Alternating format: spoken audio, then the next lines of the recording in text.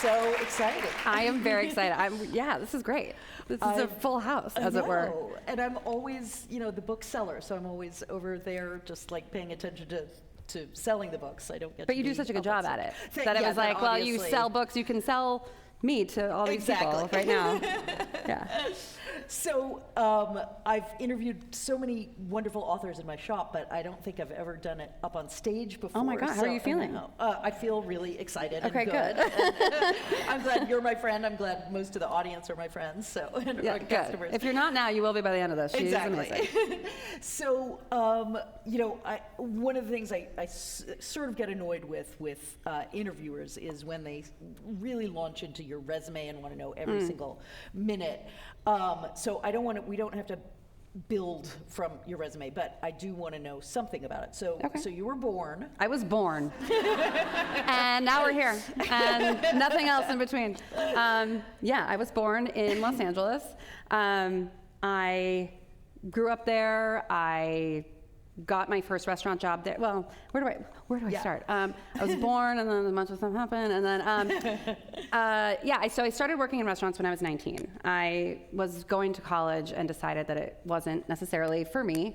Mostly because I was studying creative writing, political science, and jazz history, which fascinating. Why we don't know. And I use the term studied loosely. I went to 2 classes and retained no information. So don't ask me anything about jazz. But as a lover of the arts, no. So I had started cooking sort of in my teen years and had started reading cookbooks when I was 18, 19. I have, an older boyfriend. We loved to cook together. And I became really interested in it. And I was like, oh, this is a cool, different art form that wasn't jazz. I don't know why I keep talking about jazz. But it felt like I felt really connected to it, but I never thought that was an opportunity to have a job, because I was like, well, those are professional chefs, and right. I'm a person who cooks at home. And anyway, so I sort of, through the tumult of being a 19-year-old who's I'm going to live a different life, I decided to drop out of college, which my parents were thrilled by, and I started working in a restaurant. And I was going to go to culinary school, but the restaurant that I wanted to work at, there was only one restaurant I went to work at. And front of house or back of house? Back of house. I would be a terrible front of house person. Props to any person here who works front of house. You're doing the Lord's work. I would get fired immediately. But I knocked on the back door of a restaurant, was like, I'd like to work here while I'm in culinary school, because I'm going to need to put myself through school. And the guy who answered the door was the pastry chef. And he's like, well, the chef isn't here. And I was like, okay, well, I'd like to work here. I don't care what you need or what you want. I would do anything. And he's like, well, we need help at the bakery across the street. And I would just say, my advice is to not go to culinary school. And his name is Ron Mendoza, and he changed my life. And he gave me my first job, and it was in pastry. So you started on the sweet side. Yeah, but only because it was the only job available. So it wasn't, I didn't have a desire. I wasn't I love to bake. I was I'll do anything. And I didn't know anything. So I was it doesn't really matter where I start. I was learning something. And yeah, he was my first mentor and the most important person in my life and my job and career. And he basically had this really awesome mindset of pastry that's it should be as well balanced, textured, interesting, exciting, cool as the savory food. And I think if there's anyone here who's worked in a restaurant, if the dynamic tends to be pastry's not as important, and they sort of sideline the pastry chefs, and it's always ugh, pastry, you're not as talented, you don't work as hard, you're not as badass, you're not whatever. Hours. Yeah, there's just an energy. At least, this is 1,000 years ago, so maybe it's better now, but let's hope so. But so there was just sort of a stigma, but the kitchen was really small. It was 11 people, and he and Michelle, the woman who sort of started the department, she was co-owner of the restaurant, really fought hard to get equal billing and priority and respect in the pastry department. But it was also because the food was as good, and it wasn't it was kind of classic technique combined with really interesting combinations.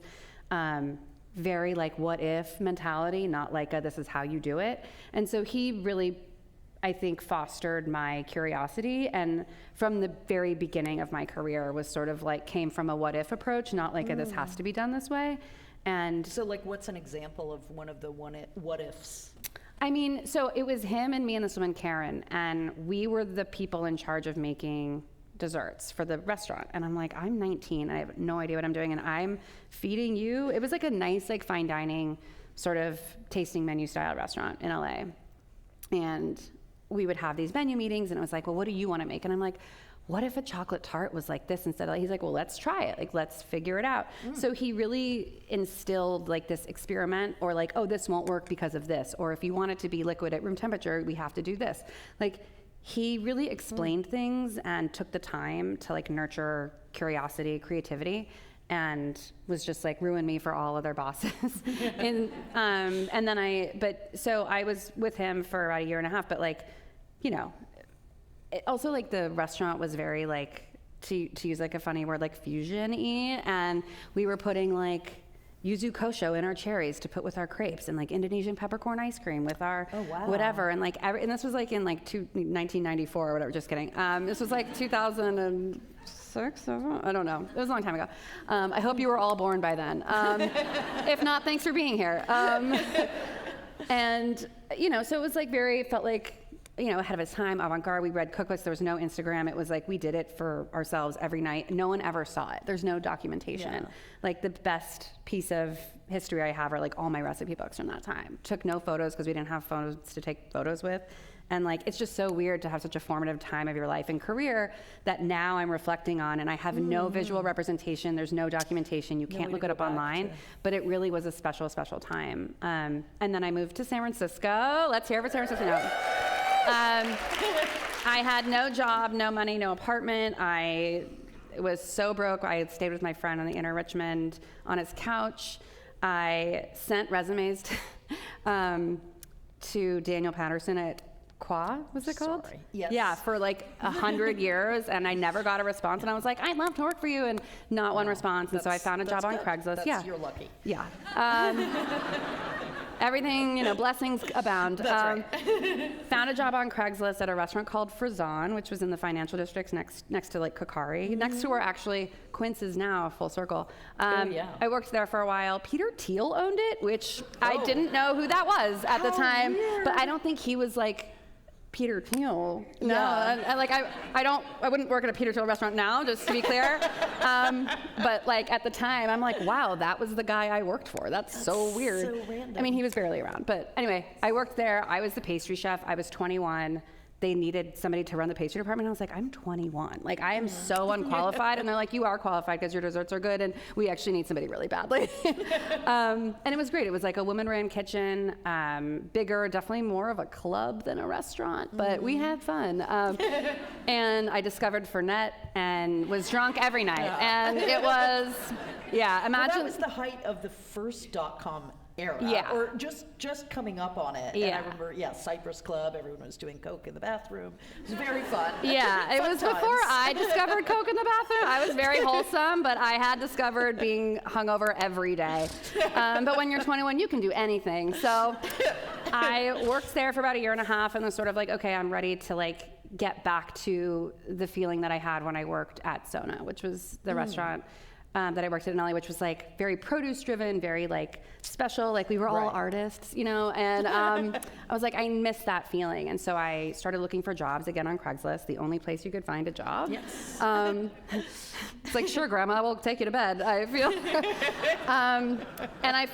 There was a pastry chef listing for Quince, and I had not ever been there because I was always working and too poor to afford it anyway, even if I was free, which I wasn't. And I interned there, or I staged there and got the job there, and sort of like reconnected with like being in a smaller restaurant, like doing sort of very produce driven, sort of food, and but also on the sweet side. Yeah, I was also in the pastry department. Yeah, I sort of committed myself to being a pastry chef. Yeah. And I was like, I'm a pastry chef, which like now I'm like, how the fuck was I a pastry chef? But anyway, and then they brought in somebody there, this guy, William Warner, who was like a pastry chef from Half Moon Bay, fine dining, Ritz-Carlton, like very structured, like clean whites, like whatever. And I'm like over here with like my little bicycle and my nose ring and like a messy up bun and being like, I don't play like that. Like all my galettes are kind of juicy and whatever. He's like, these look like shit. And we came from two very different places, but all of a sudden he was my boss because I was running that department for a while. And then as Quince was sort of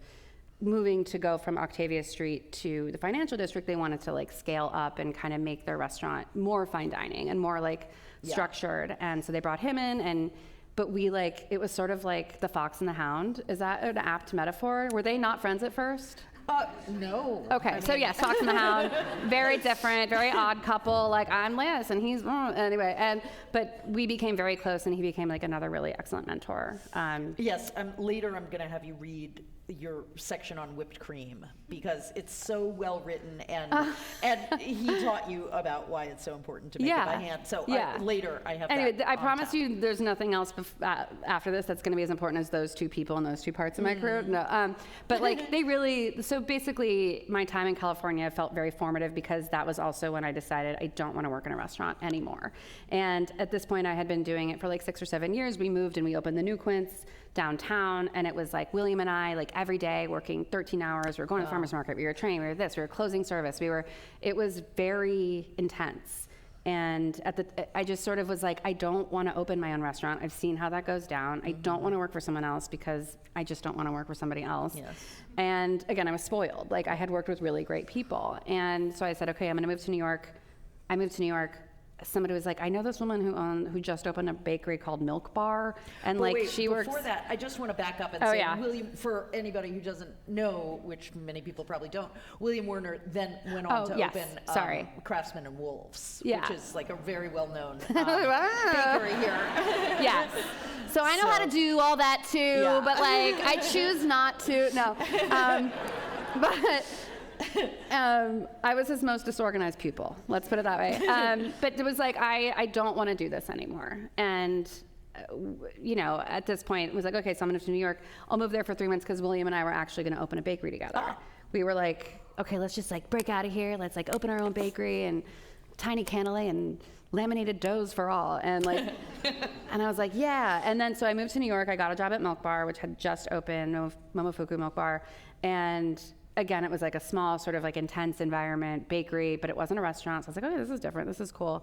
But it wasn't like my vibe of food necessarily. I was like, this isn't like speaking to me. And I was like, maybe this is like just New York style, different. Well, right. So I wanted to sort of, can I interrupt for a second? Please. I just wanted to get into a little bit about the difference between California style and New York style. Yeah. Because I feel like with desserts, there's such a huge difference. California gets to lean on our produce so much, and much of the desserts come from the Chez Panisse line of the perfect peach, the nectarine, and incorporating that and letting the produce speak for itself and the dessert speak for itself. Whereas New York, I remember when Christina Tosi from Momofuku Milk Bar came to do an event at my store, and she sent ahead all these cookies, and I took one bite and I was like, oh my God, my mouth, it just took all the, there was so much sugar and so much salt. So I feel like New York style. Yeah, we do it all, baby. Too much sugar. We're all too much.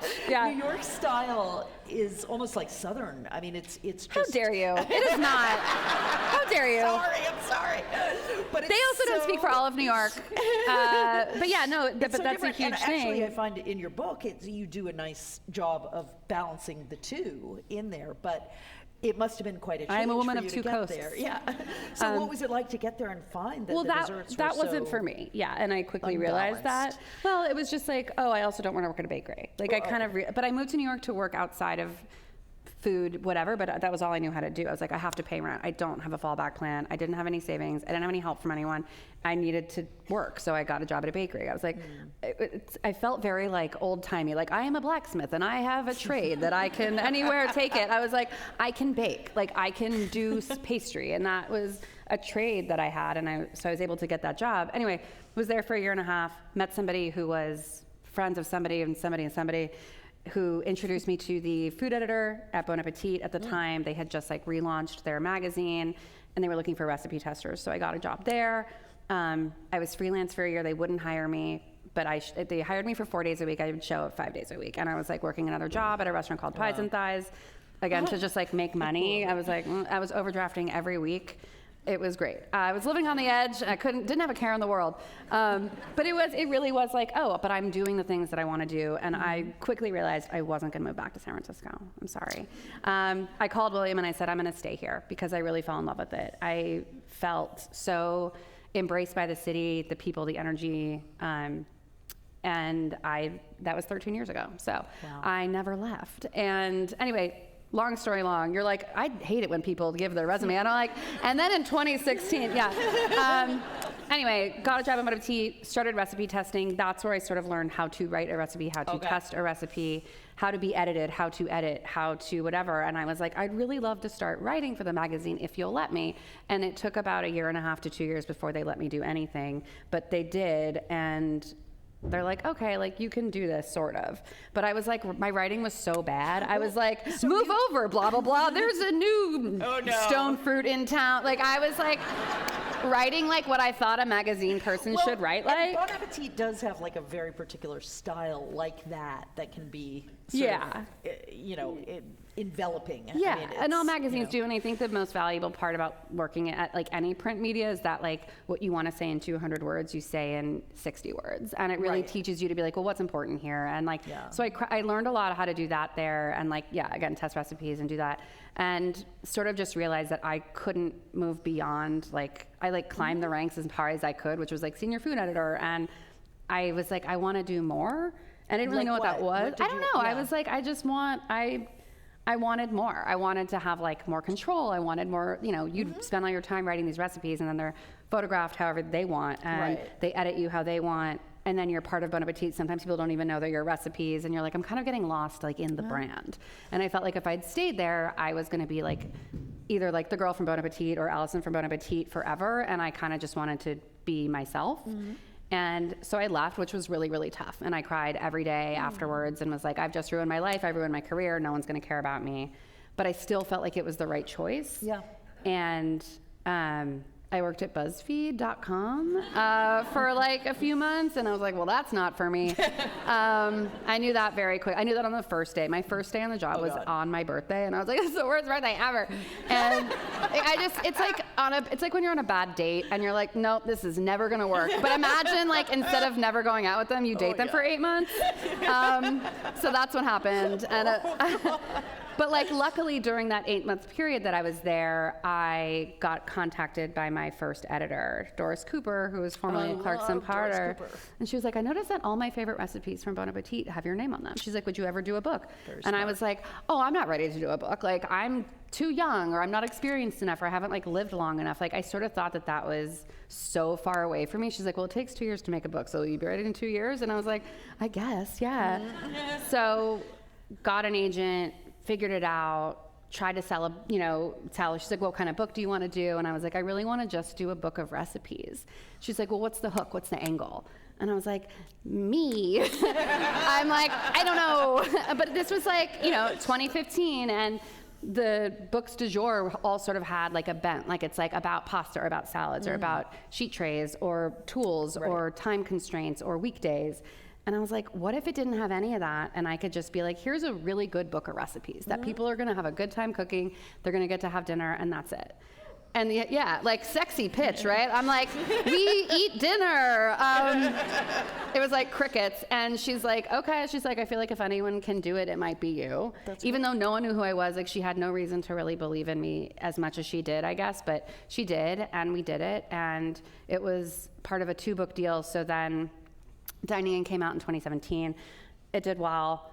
And then she's like, what do you want to do for your second book? And I was like, I really want to do a book about like having people over. Like, I feel like there's no modern, like we're eating, we're having dinner parties, we're doing it, but we're not doing it in like an annoying stuff way. She's like, Alison, she's like, entertaining books don't sell.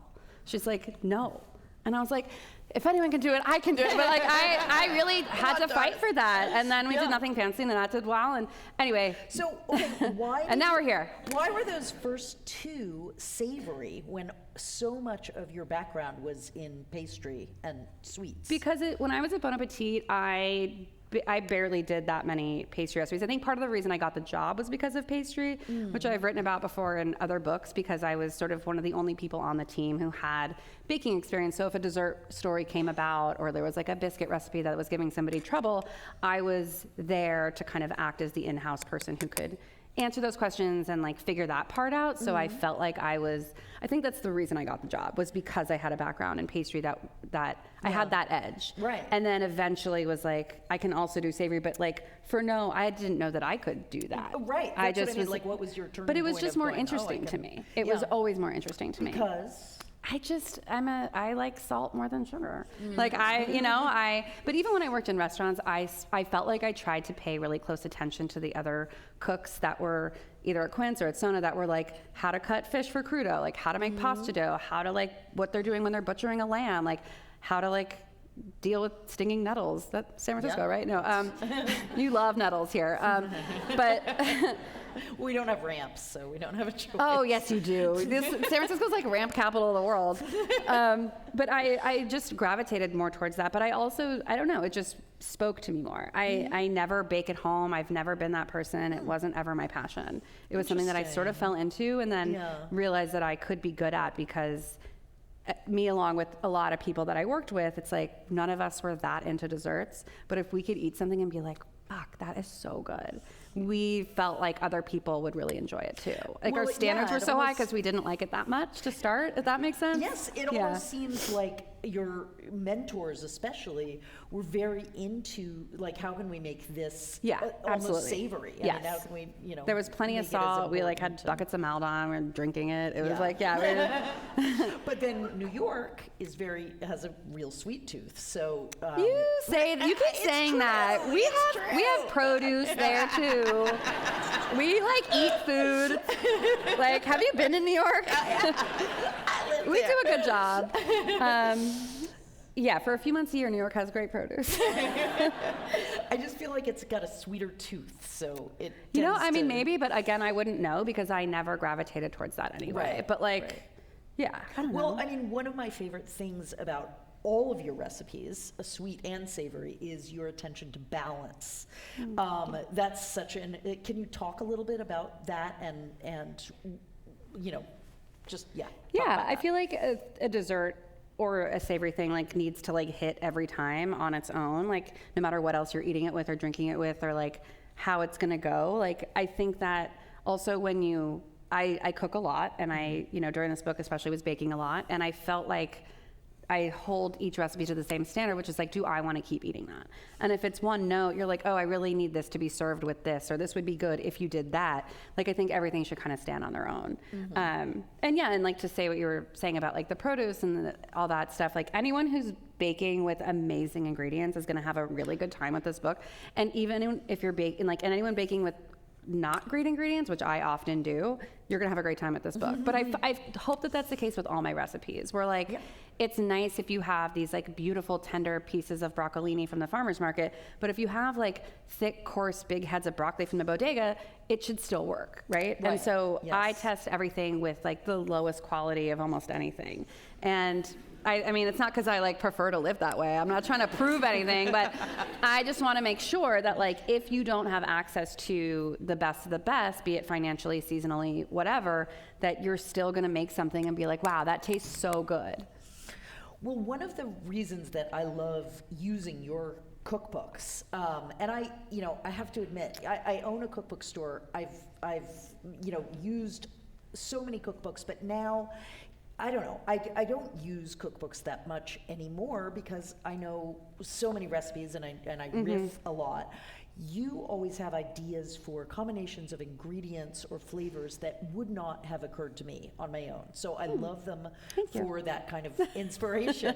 And I just wonder how you, not how you come up with a recipe, but how you think about what will go with what that will be a new way to think about something. Like, I know, I'm always telling you, I love that pasta with the squid and you do love that one. in it. I do. I'm always telling Classic you. for Celia. Always photographing it and texting it to her every time. She's like, again? Can you make anything else?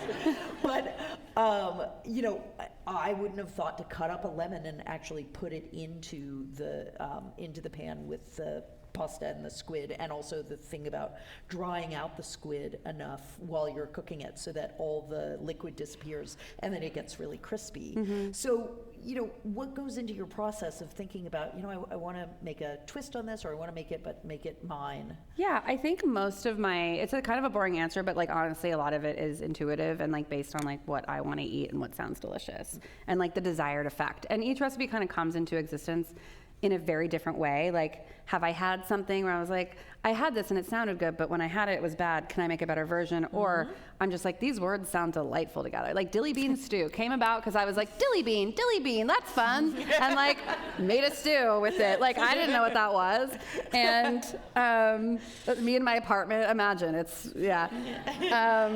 but like, you know, for this specific book, interestingly enough, I really kind of wanted to avoid any sort of wild or interesting flavor combinations, because for me with desserts, I am like so basic. I love vanilla, I love fruit, I love mint chip ice cream.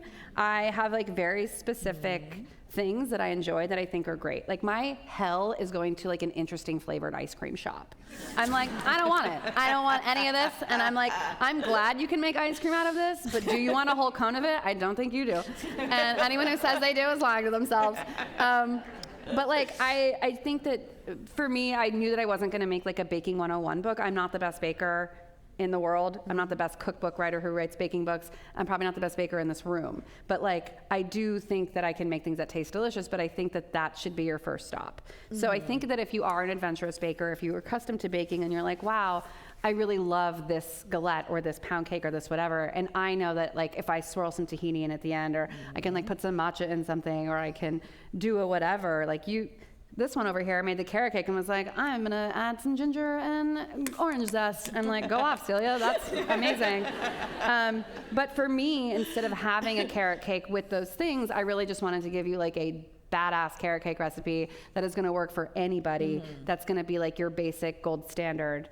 And no, there's no raisins. Yes, it has dates. There's no nuts. But it's like, if you wanna do those things, you can do those things. And I mentioned that. But I wanted to give like a sort of bare, you know, baseline of people like these work. It doesn't break. More on that later. I have an announcement, which is one of the recipes is doesn't work. Oh yeah. So I'm glad I brought you all here today to tell you that the lemon shortbread is fucked up, and there was a type of misprint, and we'll get there. But yeah, don't make it yet. No, I mean what's interesting is. I'm sorry.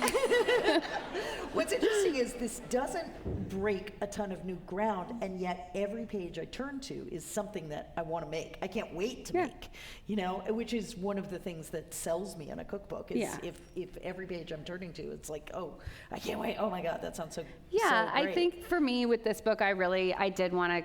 It wasn't like, again, it wasn't like baking 101, but it also wasn't like a flex on baking, because that's just like not the kind of baking stuff that I enjoy eating. So I think each thing has like its own little like, oh, that's fun, or like, oh, that's different. But I think that's in line with my savory fruit. I don't think my other cookbooks or savory recipes are like, whoa, like the shallot pasta has like 2 ingredients, you know? It's like not necessarily a thing that's never been done before. I think it's how it's done. And I feel like I try to be thoughtful about that, of like defending every recipe in here, which is like why I love making books so much, because it feels like you really go to the mat for each recipe. How does it belong in a collection? How are people like consuming this as like a full bound thing, rather than like a one-off recipe that they're Googling or just feeling like, oh, I have this like back pocket, whatever. Like this is a collection and it's meant to be enjoyed as such. And I think there's a lot of recipes in here that would never appear in my other books. I think it was tough because the other 2 books have great dessert recipes in them and I couldn't put them in here. But like, had I done this first, they would have, whatever, you know. Yeah, that's how it always goes.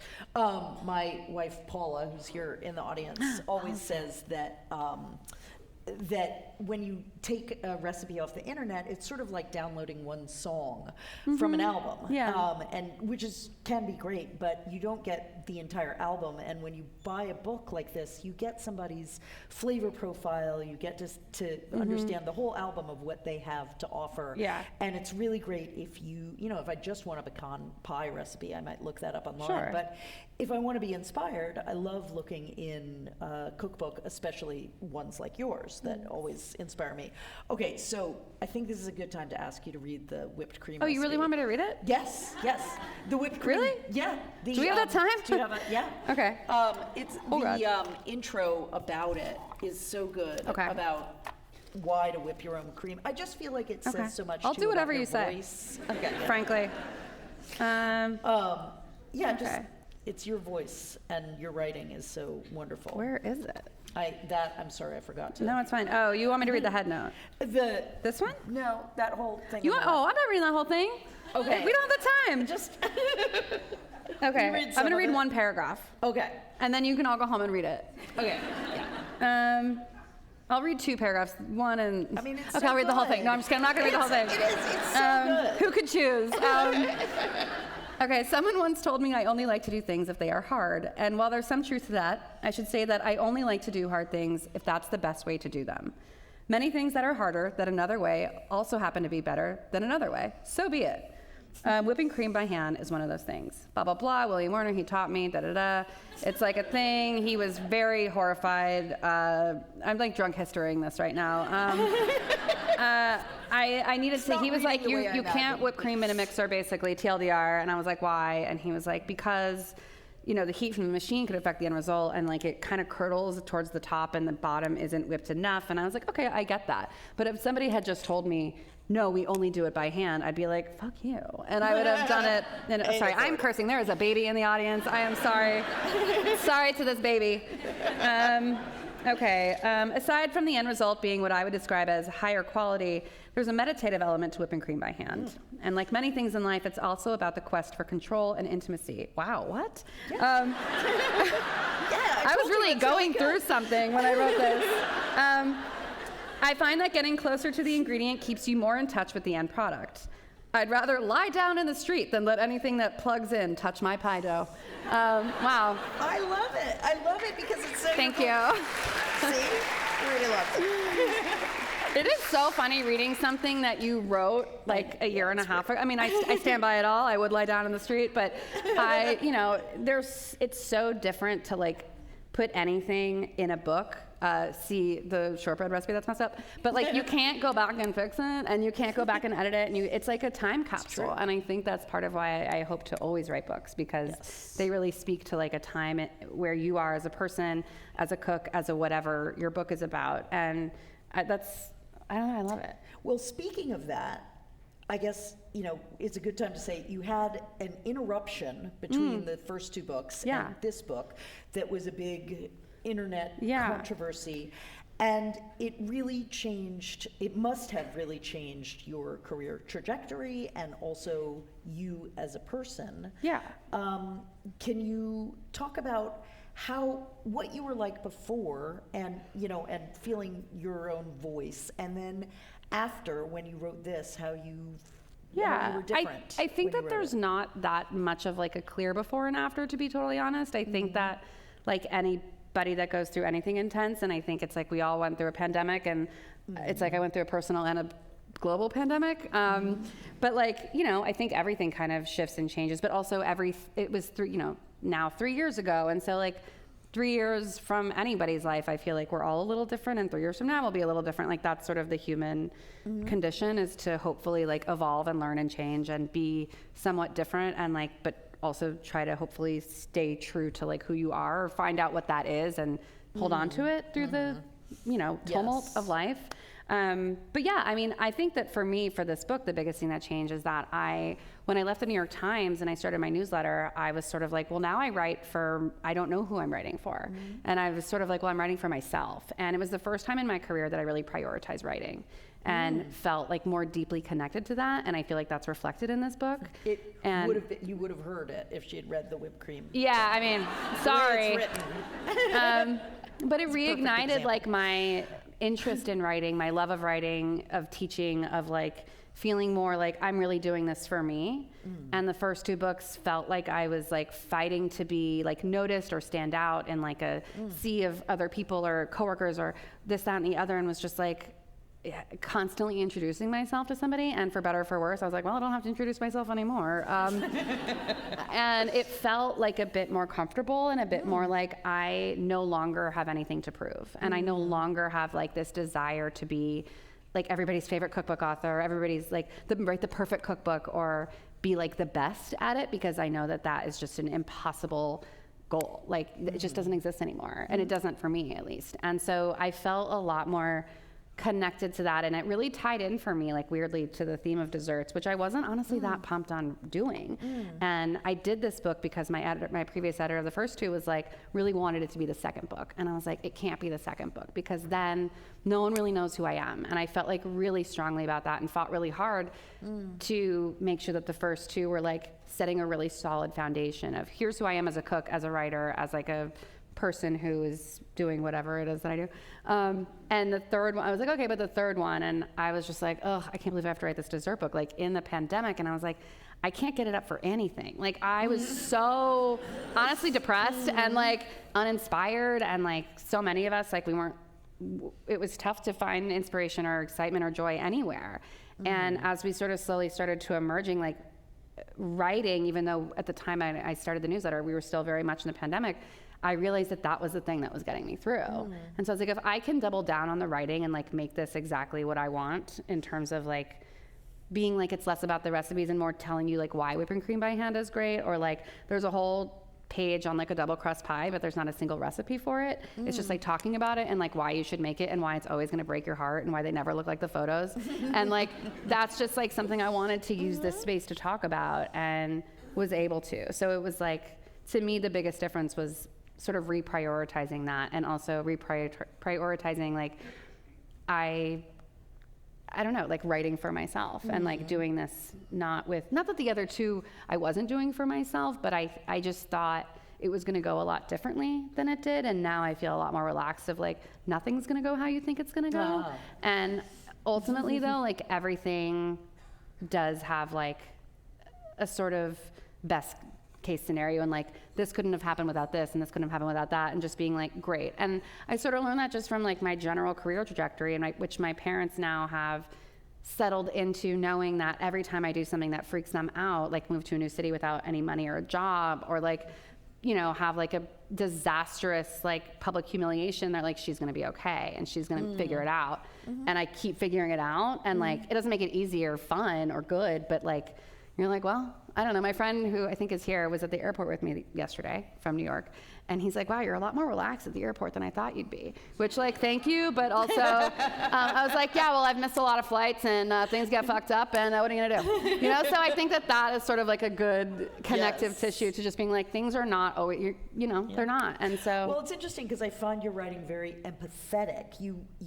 And I think that's what a lot of people connect to in your writing is, you know, you're saying, I know, you feel this way with whatever recipe, and it's true. You're usually right, and so it makes the reader laugh and also connect with you and feel like, okay, she gets me. She's well, I feel like deeply connected to all the recipes in that way, but it also comes from like them not working out. Where like I've made something and I'm like, oh, this is so annoying, and I'm like, I know you're thinking that because I've been annoyed or whatever. Yeah, and so I sort of try to anticipate what you're thinking as you're reading or as you're baking or cooking, and along the way be like, how did she know that the thing I was going to be afraid of it was going to overflow, but it's not? And I'm like, because I thought you were going to be afraid, but it's not. And because I've done it. And that doesn't mean that, you know, everything is going to always be on point, but like try to coach through people through being nervous or scared to like, especially with baking, felt really important to me with this book. Yeah, you need somebody to hold your hand. I mean, I certainly do. I'm not.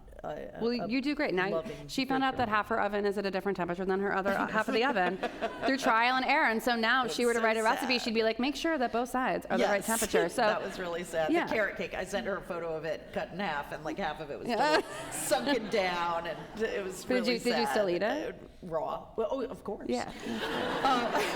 It's not crazy.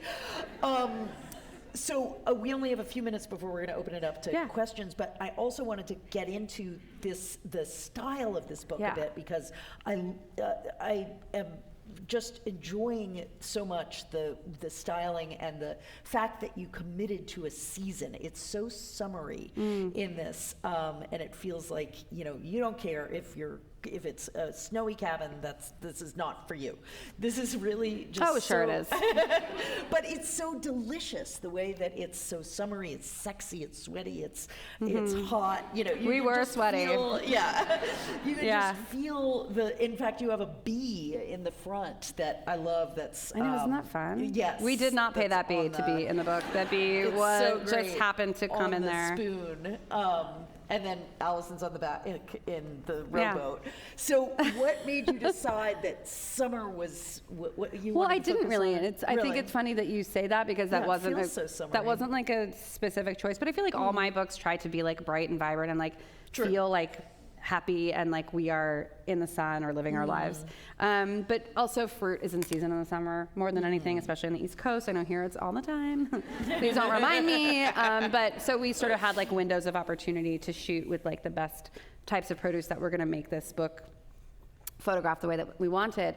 But I think more than anything is that like it was a conscious choice to like it was the smallest team we had ever worked with, because I felt like, again, as I started thinking about the recipes in it, how I wanted it to feel and read, it was like it needs to be intimate, and the only way to really do that is to just like actually have it be intimate. And so it was me, the photographer Chris, and we had one assistant, Jane, and that was it on every shoot. And I baked everything, Jane helped me out, Chris shot everything, and that was it. We slept, we shopped, we ate, we slept, we rented houses, we hung out together 24/7. And that's just like the way that we did it. And it was the decision to know that that would be harder, but I also think you get a better vibe and it's more intimate in the pages, like you can kind of tell. And I was really nervous because I worked with a different photographer than the first two books. And similarly to like leaving an institution like Bon Appetit or New York Times, you're like, am I good without them? Am I good without the support? Like, I worked with like the most brilliant photographers and like creative people when I worked at the magazine. And to do it on your own, you're like, am I still good without that network of support? Right. And so to like do this like really on our own, like felt really empowering and just like fun. And like if I'm gonna include a photo and something's a little burnt on the side, that's my choice and I stand by it and I'm excited by it, rather than like feeling like I have to make this look a certain way so people think that it's perfect, because it's not, because the things that you make in your kitchen are also not going to probably be perfect unless you're a better baker than me, in which case good for you. But like I want people to feel like encouraged by that and not embarrassed of that, and like, you know, sort of being like it's okay. It's also like, and to speak to the photo on the back, like the whole concept of desserts is insane. Like, it's wild that we eat like sugar and butter together and be like, this is a thing that we should be doing all the time. Like, there's no reason for desserts to exist other than to make us happy and like other than to engage in some sort of like pleasure. And so I wanted that to be like that's why there's like a shirtless man in here. I was like, it's pleasure. That was not planned, by the way. Like but it. yeah, I mean, yeah. And so it's like, why are we at the beach with the cake? Like, why not? Like, why are we eating dessert at all? And it's like, why is she in a rowboat with the cake? Like, who cares? Like, why are we eating cake at all? Like, you sort of like throw out the window of logic. Because it's summer. That's what summer feels like. It's forever summer. But yeah, like I would never shoot this book the way that I would shoot a savory book for that reason. Like, I'm not gonna have somebody at the beach holding a chicken, because that I'm like, that's like a bridge too far. Yeah, but if you're like, oh, I can suspend belief and like understand that like desserts exist in a realm that isn't practical. And as someone who's like obsessed with practicality, it was a real challenge to be like, we're gonna do something fun. Like, we're gonna have fun. But we did have fun. So great. Yeah. So, okay, last question from me. What do you love most about this cookbook? I love that it's really different than the first two in that it's single subject, which was a real like boon for a person who has a tough time like narrowing down their creative like energy of being like, what defines a recipe that goes into a book versus a video versus a newsletter. And I was like, this is like a single subject book. This is desserts. And I had not done that before. And it also was like very emotional, frankly, because I was like thinking a lot about how I got started and like my past and working with people in restaurants and like the time they took to teach me and like the people that I learned from along the way, and like really was like made me feel really grateful that like that is a part of my career and my life, because it resulted in this. And Ron sent me a message the other day, and he was like, I'm so proud of you, this is so great. And I like started crying. I was like, the man who taught me everything. And like, he owns an amazing bakery in Monterey, by the way, if anyone's ever in the area. It's called Ad Astra. He now does like mostly breads, but they're incredible, and he is the kindest, most wonderful, nice person. So please pay him a visit if you can. But and I was just like, wow, that means everything to me. And even though I know he'd look at this book and be like, child's play. If he were a mean man, but he's not.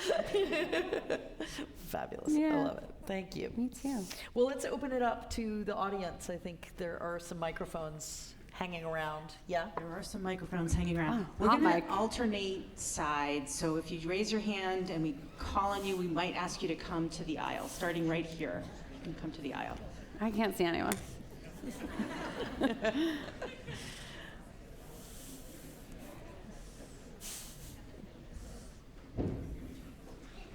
This is fun. I love the audience Q&A. I know. Thank you.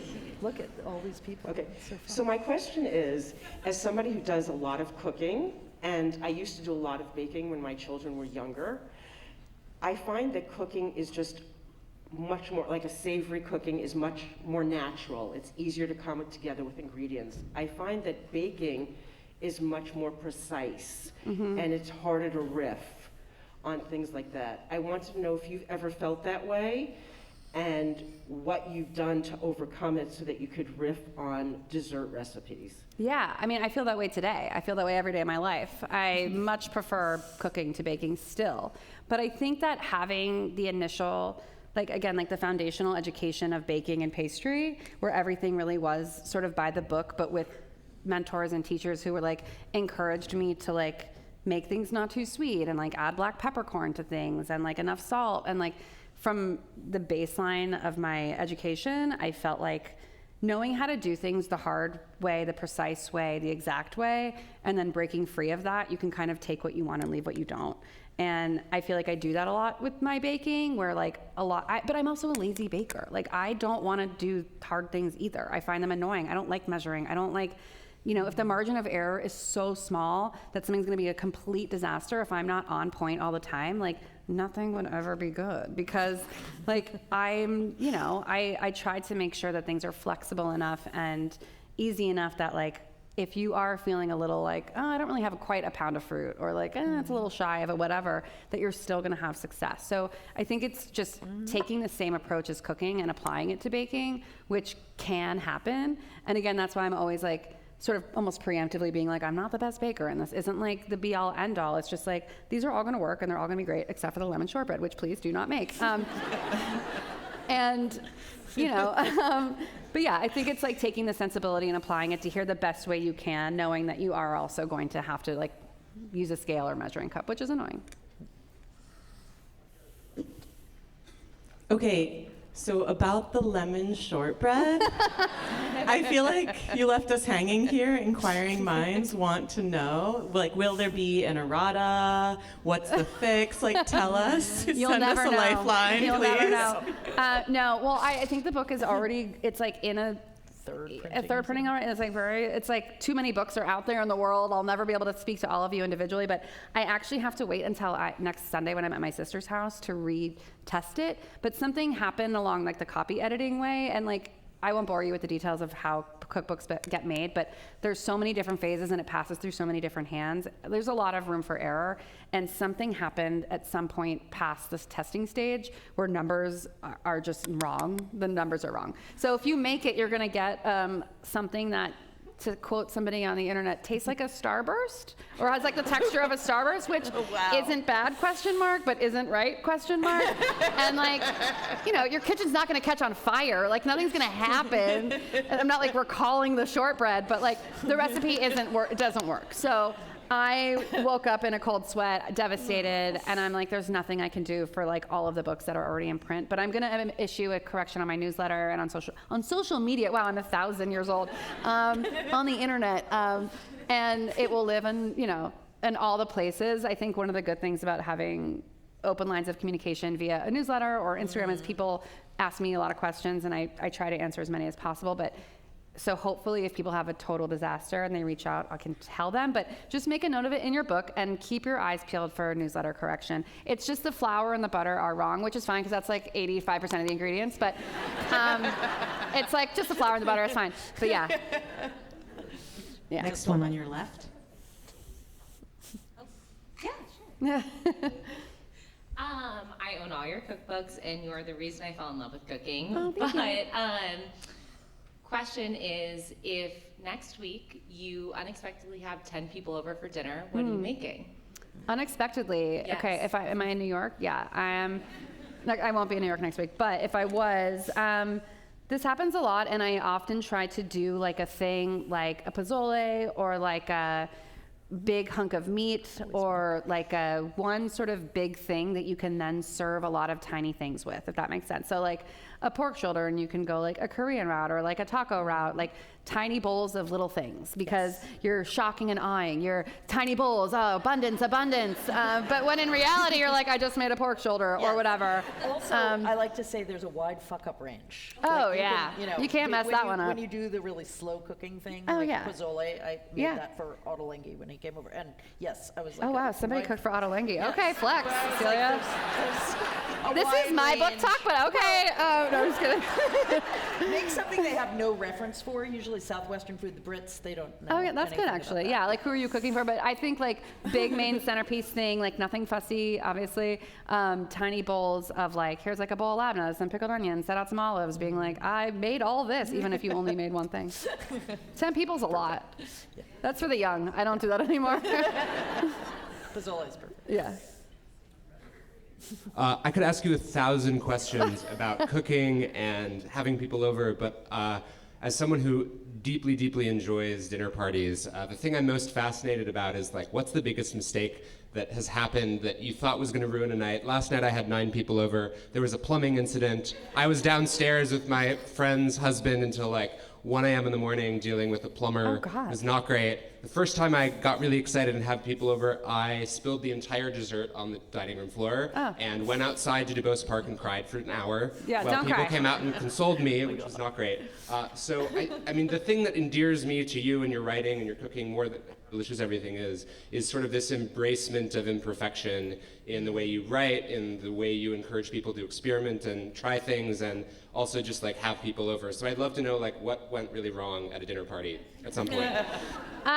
The first time I had my boyfriend meet like my 2 best friends, they came over for dinner, and it was already like kind of awkward because they were like, there was like a whole energy of like that you're not our real dad, you know, like, you know, I was like, boys, this is your father, and they did not like it, and it's like the end of the meal, and like things, you know, we're getting there, but it's not like loose enough for my taste, and like they were having whatever, it doesn't matter. But then the table literally collapsed onto itself, and so, as a lesson to us all, the worst thing actually ended up being the best thing because it created a moment of levity, and we were all able to laugh about it. And I was like, well, this is a nightmare. And, you know, so I think that was like the worst, like logistical thing. And then the worst other thing is like always the morning after when you're like, what did I agree to do? And why does my apartment look like this? When I'm like, no, you don't have to do anything. Just go. No, you get out of here. And I'm like, why didn't I make anyone help me? I am alone.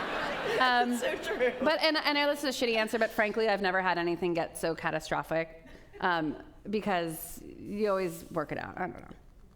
I don't know. I'm a professional. So I'm sorry. Yeah, I'm not like I burned the chicken because I didn't burn it. It was great. Came out really Yeah, it came out really good actually. Your oven works all the way Yeah, through. yeah, and even if it doesn't, it's like a DJ. You're like, I'm gonna adjust it just so. Yeah. Next one on your left. Hi. Hi. So I find your background in studying jazz history super interesting. And my question to you is, who inspires you, and do you pull any inspiration that isn't culinary necessarily? Yeah, I would say that my inspiration is mostly not culinary. I think that like I feel like a very intuitive cook, and I feel like I always have been, and I actually think that the more that I pay attention to like in the food world or cooking world feels like it clouds the brain a little bit where you're like, should I be doing that? Should I be doing that? Like, is that what people want? Like any creative pursuit, when you're like paying too much attention to what people that you're doing are also doing, it can make it very challenging to like stay the course. So like, honestly, I feel like there's so many people that are like writers and musicians and artists and like going to like MoMA and like walking around and being like, oh, I feel really inspired by this painting or this person's story or whatever. There's not like an individual that's sort of like North Star-y. Like lately I've been on a real Nora Ephron kick.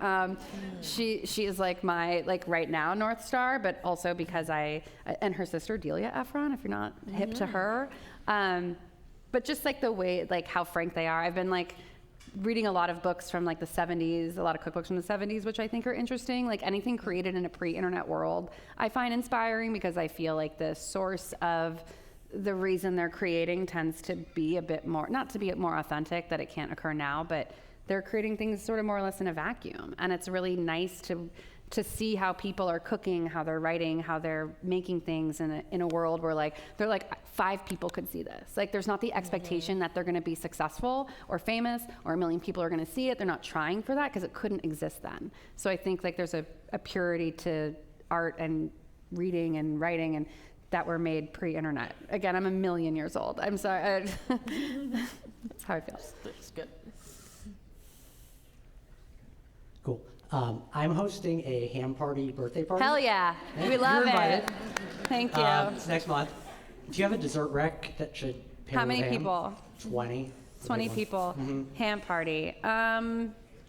Honestly, I would say at that point you want to go the route of like non-sliceable desserts. So like the last time I did a ham party, I forget what I made, but I may have made one of the puddings or a pudding or something like that. Because once you're, the beauty of the ham party is like you don't necessarily need a ton of plates. You can do paper plates, it can be whatever.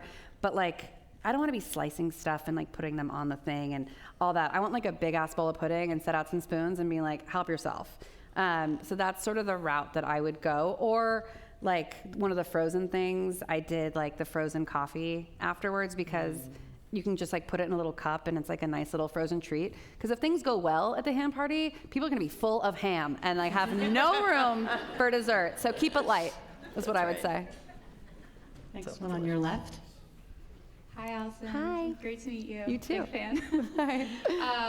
I know you're a big Taylor Swift fan. Oh, am I? If you had to bake one recipe from Sweet Enough for her, what would you make her? Oh my God, I'm dead. I feel like I just got flushed thinking about the possibility.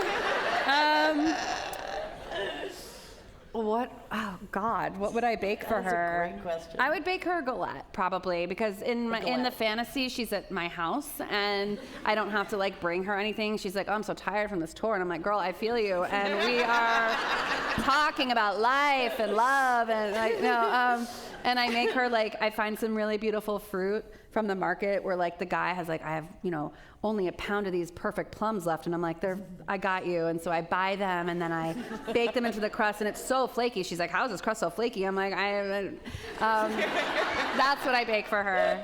Yeah. That's awesome. Yeah. And would you put whipped cream with it? I would have it on the side if she wanted it as a treat. Yeah, I would.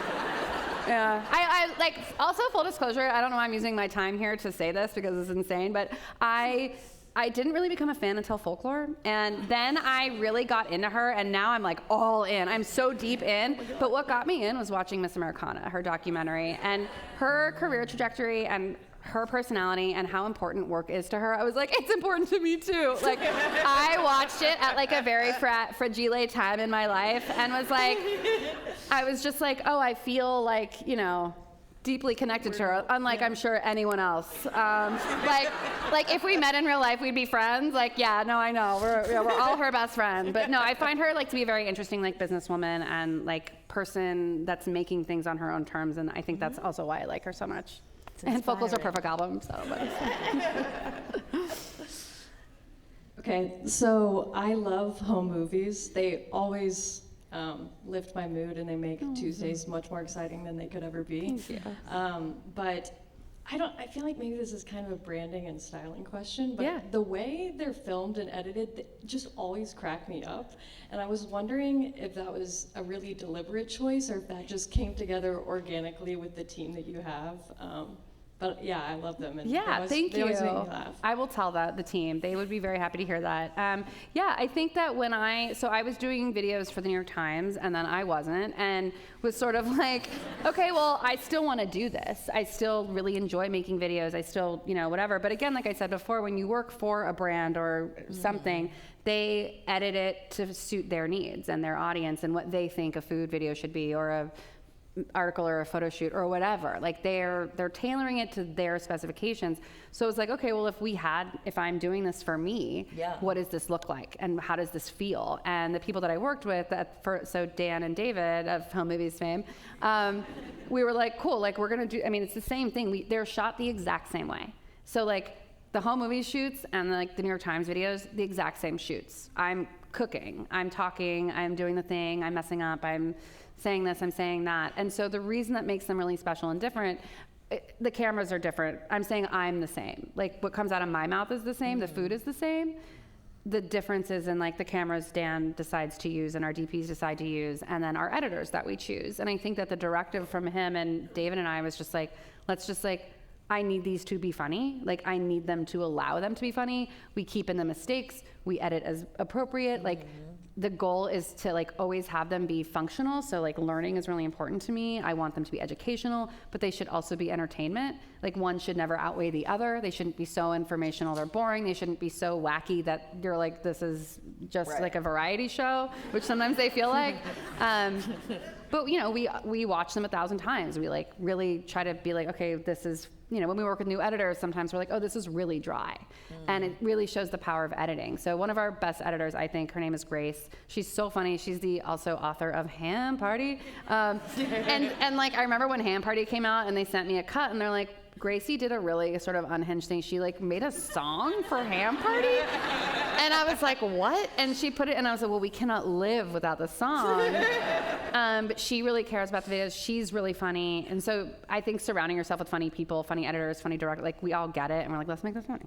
What had you always wanted to do in the videos for when you were doing it for the New York Times that you hadn't been able to, that then you were able to do?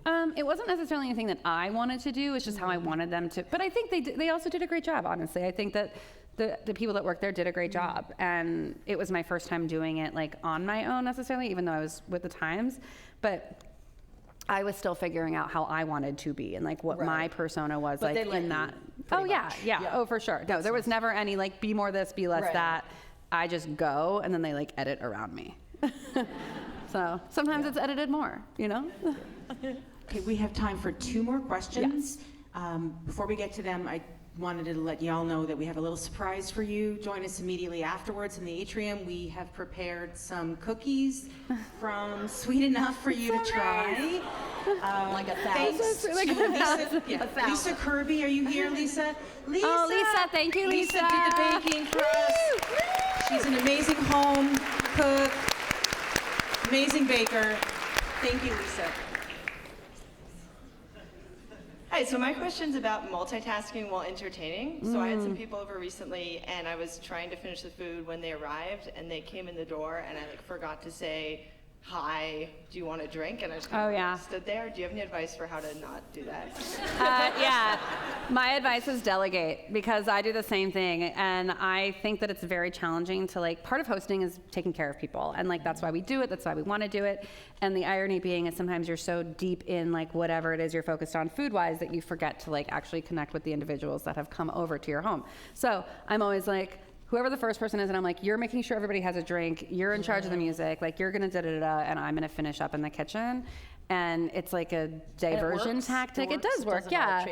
No, I don't think so, but I think also people now are like, when they come over to my place, it's to my place, like it's like a restaurant, it's my place. And they know what to expect, but it's also like different people, like if it's people I'm not that close with yet, or it's like new friends, like I feel like, oh, I'm having a new friend over, I'm so nervous. Then I'm try to be more present, so it's like, my longest friends, I'm always like ignoring them. No, but yeah, I think delegation, but also reminding yourself of why you're there. Like if you're like, oh, I'm not actually being present or like engaging with these people, just be like, oh, you invited these people over because you want to spend time with them, so do that. All right, one more. Last one. I just had a quick question about your work experience as you developed articles and you got to use your voice more in your writing. I fell in love with your cookbooks because of your voice, and it felt so approachable, and you are so empathetic.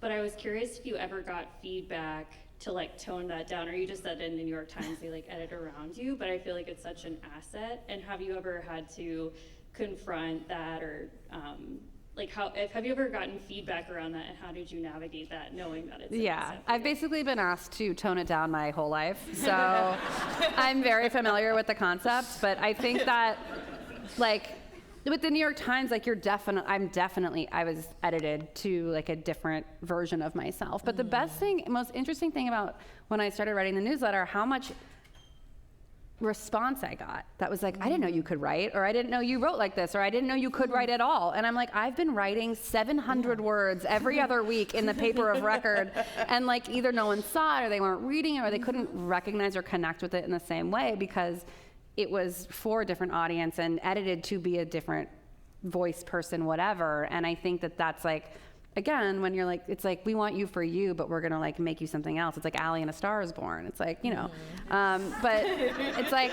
let the girl sing with her guitar, let her be her. But I think that like now not having that, but I'm so fortunate to have worked with not one, but two now editors, Doris Cooper and then Frances Lamb on this one, who were like, be yourself. You be you. We love you. We're going to make sure there's no grammatical errors, of which there are plenty. Yeah. Oh boy, are they? They had one job. Yeah. No, that's not their fault. But yeah, I think that like finding the right people that believe in who you are and allowing yourself to be that person is so important, either if it's on a video for YouTube or an editor for a book or whatever. Like, I kind of knew that was the only way that I could do what I do, even if that meant like not doing it as much, or like not taking certain jobs or working with certain people. Because I'm like, if I can't be myself, then you're gonna like want to make me into everything else, and what's the difference? Like, I don't know. So it felt like a sort of like, stay true to yourself, figure it out, the audience will find you, you'll find the audience, and like hopefully be satisfied with the work that you're making. Yes. I just want to say a quick word about logistics before I thank you and wrap up, which is that unfortunately Alison can't stay afterwards to greet everyone, even though she would love to, but she's got to run. But she did sign all of your books backstage, so they're all signed. Right before it. Yeah. And she also signed extra copies and copies of Dining In and Nothing Fancy that we, Omnivore Books, are selling out there if anybody wants any extras as presents. And like Stephanie said, there are lots and lots, 1,000 cookies out there. So Literally we expect 1,000. If there's one left have, over, like 6 each. Take them home, put them in your pocket. And I want to thank you so much for doing this. I want to thank you. Lovely. My pleasure. Thank you. Thank you. That's so nice. I feel like we got like walk-off music. What? Like getting like walk-off music. Yeah. I know. We did. And thank you. Yeah, and thank all this of you was for really fun. coming. Yeah, and thank you all for it's being been so great. Yeah, the response has been so nice, Yeah. and I feel like very, very emotional about it all. I will not cry on stage. You can't make me. So thank you. I really appreciate it.